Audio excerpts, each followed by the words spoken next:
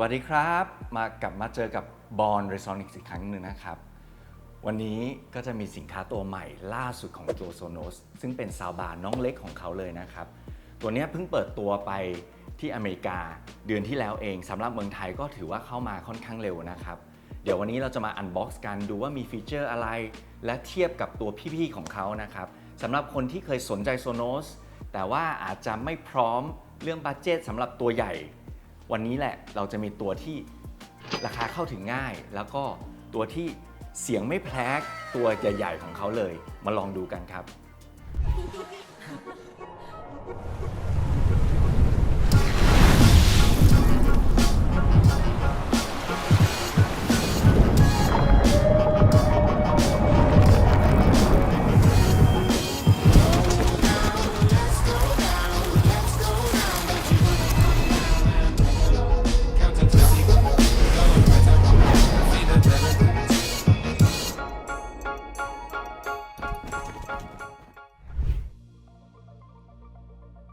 สำหรับเจ้าตัวนี้นะครับมันก็จะมี2สีด้วยกันเหมือนที่ Sonos รุ่นอื่นๆเลยก็คือจะมีทั้งขาวและดำวันนี้เราจะมาอันบ็อกซ์สีดำกันมาดูว่าข้างในกล่องมีอะไรบ้างนะครับแล้วเดี๋ยวเราจะมาเจาะลึกฟีเจอร์ของมันแต่ละ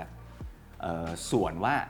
ตัวเนี้ยจุดขายของมันคืออะไรนะครับมีไดรเวอร์กี่ตัวแล้วก็รูปลักษณ์ของมันเนี่ยสวยแค่ไหนเหมาะกับการแต่งบ้านไปในตัวเลยนะครับเดี๋ยวมาดูกันครับแพคเกจิ้งมันก็ตามสไตล์ของ Sonos เลยนะครับก็จะเป็นกล่องรักโลกรุ่นหลังๆของเขาก็จะเป็นกล่องรักโลกเป็นกล่องรีไซเคิลนะครับอันนี้ก็เรียบง่ายไม่มีอะไรเลยครับในนี้ก็จะเขียนว่าเป็น Ray นะครับแล้วก็ข้างนอกกล่องก็จะเห็นว่าเป็นสีดำนะครับเดี๋ยวเรามาดูในกล่องมีอะไรบ้างอันเนี้ยก็จะเป็นซีลนอกของเขาคือแกะแล้วรับรองว่าเป็นของใหม่แน่นอนแกะแล้วไม่สามารถซีลกลับไปได้นะครับเปิดกล่องขึ้นมานะครับก็จะเห็นเลยว่ามันมีสินค้าตัวนี้อยู่ในผ้าตามสไตล์ของ Sonos เลยนะครับแรปมาอย่างดีดึงขึ้นมาตัวนี้เราก็จะเห็นว่ามีสติ๊กเกอร์เรย์แปะอยู่นะครับในกล่องก็แทบไม่มีอะไรเลยก็จะมีกล่องคู่มือเล็กๆกับตัวปลั๊กของมันนะครับโอเคก็มีอะไรบ้างในกล่องของมันเปิดขึ้นมาก็จะมี Quick Start นะครับก็เป็นคู่มือบอกว่าให้โหลดแอปซึ่งสำหรับ Sonos เนี่ยมันง่ายมากเลยก็คือโหลดแอปเข้าไปใน Play Store หรือ Google Store เนี่ยก็เริ่มได้เลยแล้วก็ภายใน5 นาทีก็เซตอัพเสร็จพร้อมใช้งานเลยนะครับในนี้ก็จะมีอะไรอีกนอกจากตัวคู่มือมันนะครับก็จะมีสาย Optical นะครับซึ่งตัวนี้จะเป็น Opticalทีวีส่วนใหญ่ของเราเนี่ยครับมันจะมี Optical เป็นมาตรฐานอยู่แล้วนะครับต่อจากเส้นนั้นออกมาที่ซาวบาร์ไม่ว่าอะไรเล่นอยู่บนทีวีจะเป็น PlayStation จะเป็นกล่อง True TV Apple TV อะไรที่เล่นอยู่บนทีวีเสียงออกหมดเลยค่อนข้างง่ายเลยนะครับตัวนี้แล้วก็จะมีปลั๊กของมันนะครับ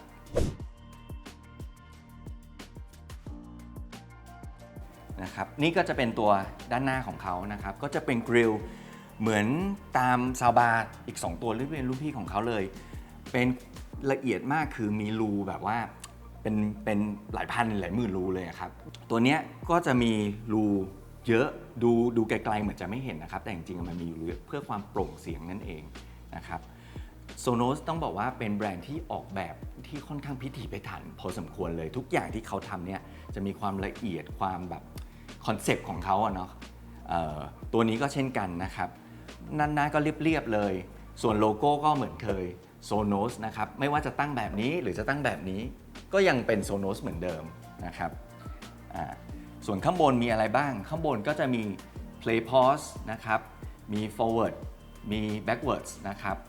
หรือเป็น Volume ก็ได้ก็คือแตะแบบนี้ก็จะเป็นการเพิ่มเสียงลดเสียงนะครับการปาดแบบนี้ก็จะเป็น Skip Song ไปเพลงข้างหน้าปาดกลับก็จะย้อนหลังเป็นเพล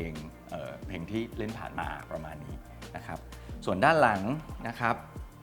ด้านหลังเรามีพอร์ตอะไรบ้างก็จะมีสายแลนนะครับสำหรับคนที่แบบอยากเอาความเสถียรจริงๆหรือว่าตรงที่ทีวีที่ตั้งอยู่เนี่ยมีสายแลนพ พอร์ตสำรองไว้ก็เสียบสายแลนเลยมันก็เสถียรที่สุดนะครับส่วนที่2ก็จะเป็นสายออปติคอลซึ่งมีแถมมาในกล่องอยู่แล้วนะครับเสียบเชื่อมกับทีวีอะไรที่เล่นอยู่บนทีวีมาเส้นนี้เส้นเดียวออกหมดนะครับส่วนที่3ก็จะเป็นสาย power นะครับก็ power มันก็จะตามสีเลยถ้าเป็นลำโพงตัวสีขาวสายก็จะเป็นสีขาวนะครับแม้กระทั่งสายออปติคอลเนี่ยถ้าเป็นตัวลำโพงสีขาวสายออปติคอลก็จะเป็นสีขาวเหมือนกันเนี่ยเขาคิดมาหมดแล้วให้มันดูแบบสวยไปในตัวเลยนะครับส่วนตัวนี้ก็จะเป็นปุ่ม Setup เนาะสำหรับคนที่รู้อยู่แล้วก็ใช้ครั้งเดียวตอนที่ Setup กดมันเพื่อให้รู้ว่าอ๋อเรากำลังจะ Setup ตัวนี้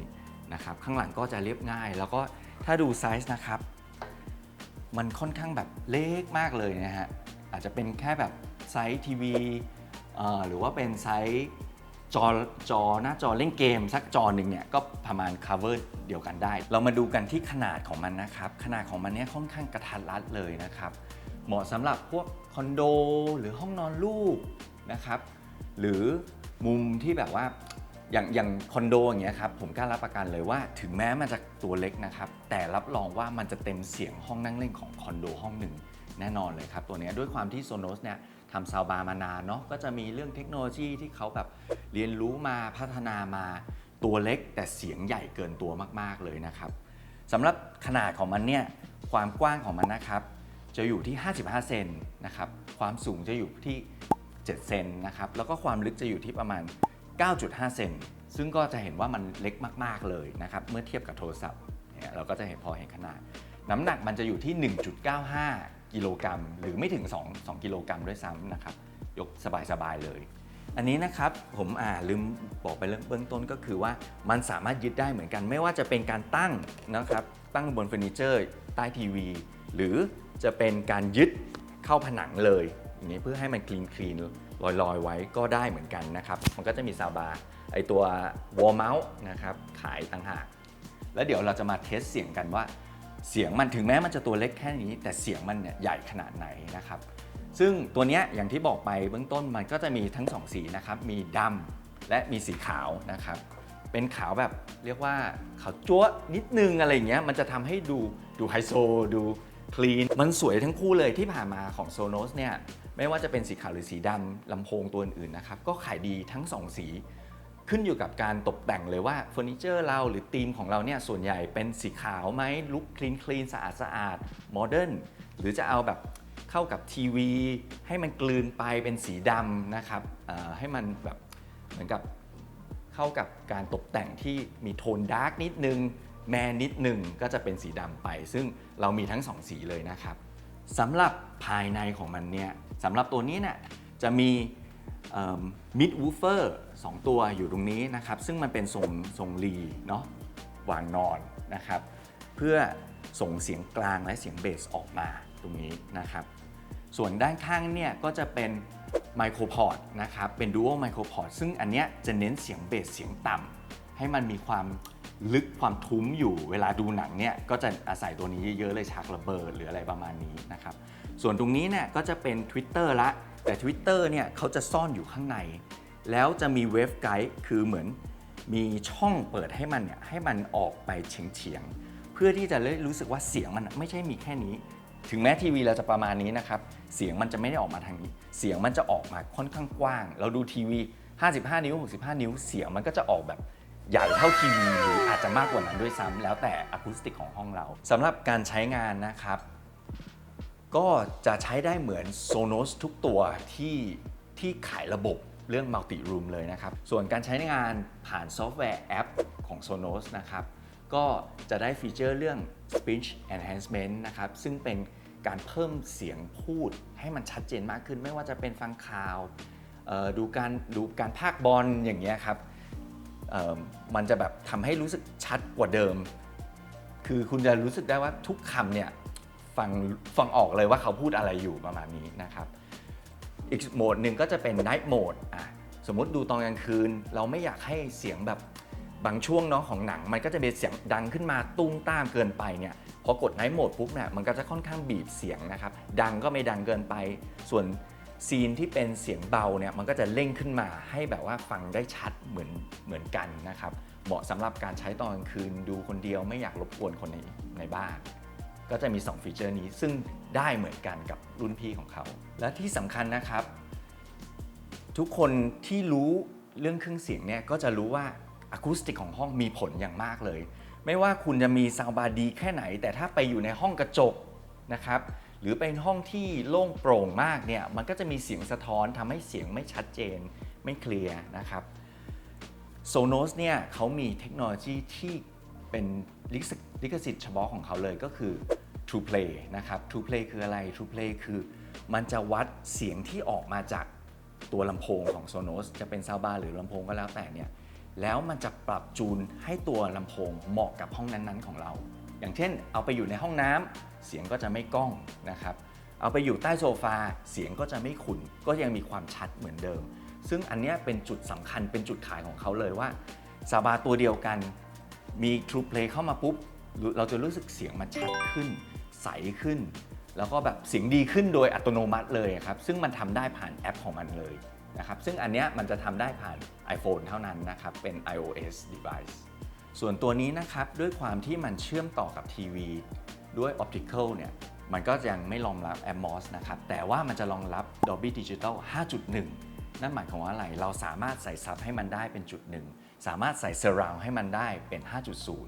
นะครับแต่ถ้าจัดทั้งเซตก็จะกลายเป็น 5.1 เหมือนในโรงหนังเลยตัวมันเองเนี่ยต้องเรียกว่าเป็น 3.0 ก็คือ Channel กลาง Channel ซ้ายและ Channel ขวานะครับซึ่งเราก็จะลืมภาพแบบสมัยก่อนโฮมเธียเตอร์ที่แบบต้องมีลำโพง3ตัว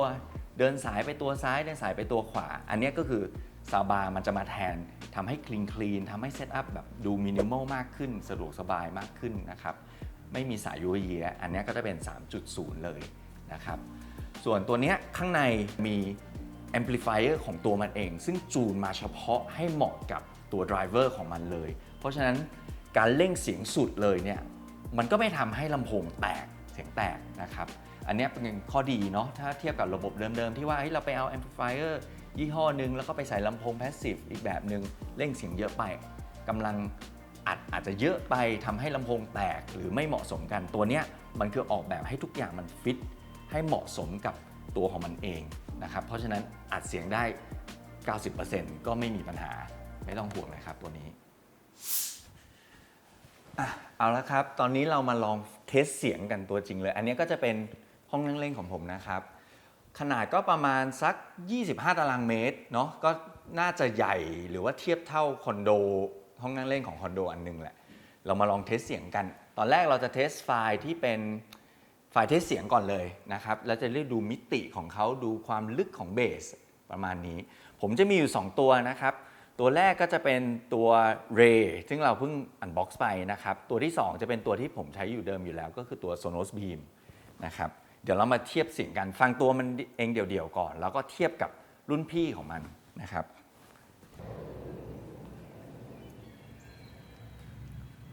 ผมจะมีไมค์อยู่นะครับอันเนี้ย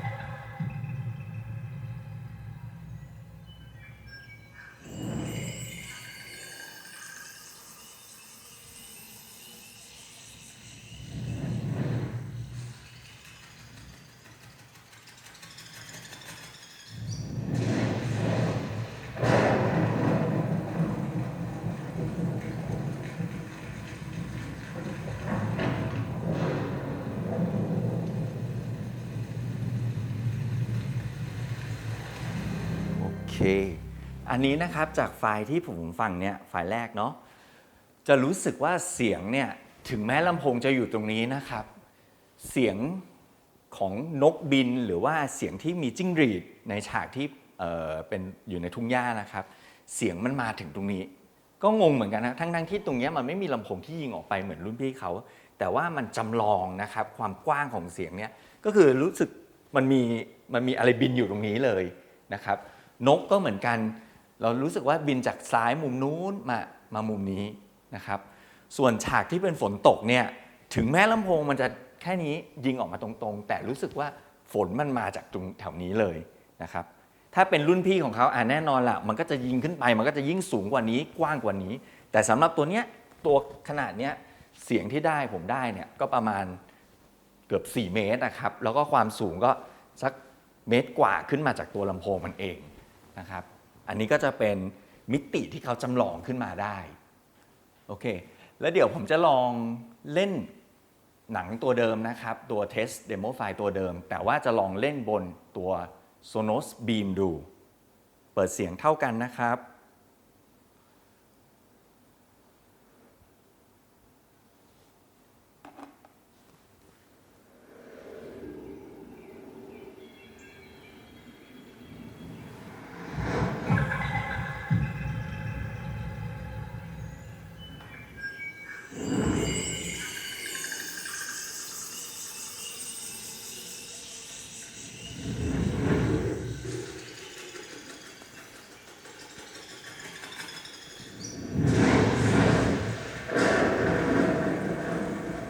ถ้าเทียบแล้วเนี่ย